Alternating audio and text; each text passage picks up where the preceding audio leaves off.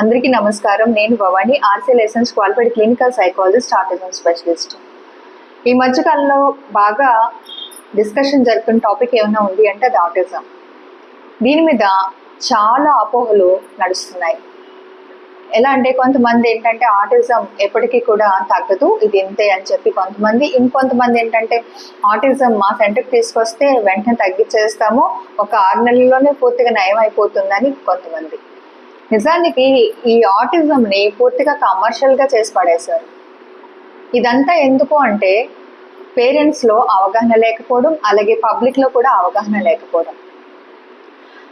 నిజానికి ఆటిజం అంటే మనం ఏదో భయపడే అంత విషయం కాదు. ఇక్కడ ఇది న్యూరో డెవలప్మెంటల్ డిజార్డర్ అయినప్పటికీ కూడా దీనికి 3 డైమెన్షనల్ ట్రీట్మెంట్ కరెక్ట్గా మనం తీసుకోగలిగితే మాత్రం తప్పకుండా పిల్లల్లో లక్షణాలు తగ్గుముఖ పట్టే అవకాశాలు అయితే చాలా వరకు ఉంటాయి.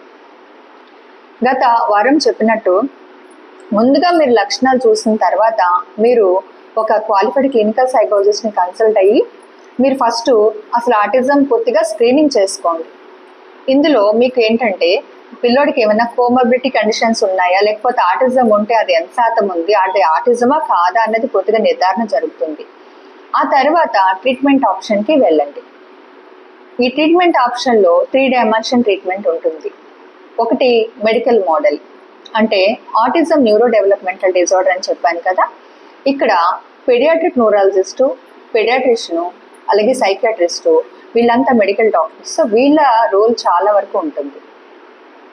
వీళ్ళు వ్యాధి లక్షణాలను పూర్తిగా అర్థం చేసుకొని పిల్లోడికి కావాల్సిన మెడికల్ సపోర్ట్ ఏదైతే ఉందో అది వాళ్ళు ఇస్తారు. ఇక రెండోది థెరపీస్.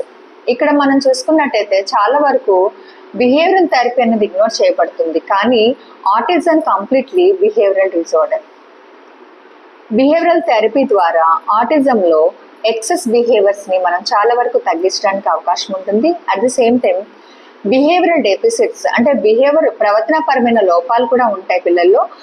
ఆ ప్రవర్తనాపరమైన లోపాలని కూడా మనం తగ్గించడానికి అవకాశం ఉంటుంది. అలాగే స్పీచ్ థెరపీ కూడా మీకు ఆటిజంలో ఇంపార్టెంట్. అది కూడా మీరు క్వాలిఫైడ్ ఆర్సీ లైసెన్స్డ్ ఉన్న వాళ్ళని అప్రోచ్ అయితే మంచిది. అలాగే మూడోది హోమ్ బేస్డ్ మేనేజ్మెంట్ అంటే మీరు మీ పిల్లలకి కేవలం డాక్టర్ని వరకు సంప్రదించి లేకపోతే థెరపిస్ట్ వరకు సంప్రదించి వదిలేయకూడదు.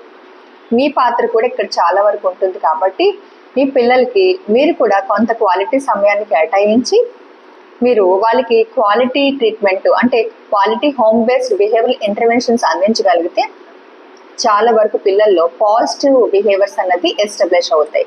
అంటే ఇంటి దగ్గర కూడా పిల్లలు పాజిటివ్గా బిహేవ్ చేయడం అన్నది మొదలవుతుంది. కాబట్టి ఆటిజం లక్షణాల కోసం లేకపోతే ఆటిజం కోసం ఎవరు బెంబేలెత్తాల్సిన అవసరం లేదు. సరైన డయాగ్నోసిస్తో సరైన వైద్యంతో ఆటిజం లక్షణాలని చాలా వరకు తగ్గించడానికి అవకాశం ఉంటుంది. కాబట్టి పేరెంట్స్ దయచేసి మీరు అవగాహన పెంచుకోండి. ఎవరేం చెప్తే అవి గుడ్డిగా నమ్మి మీ యొక్క సమయాన్ని మీ యొక్క డబ్బుని వృధా చేసుకోకండి.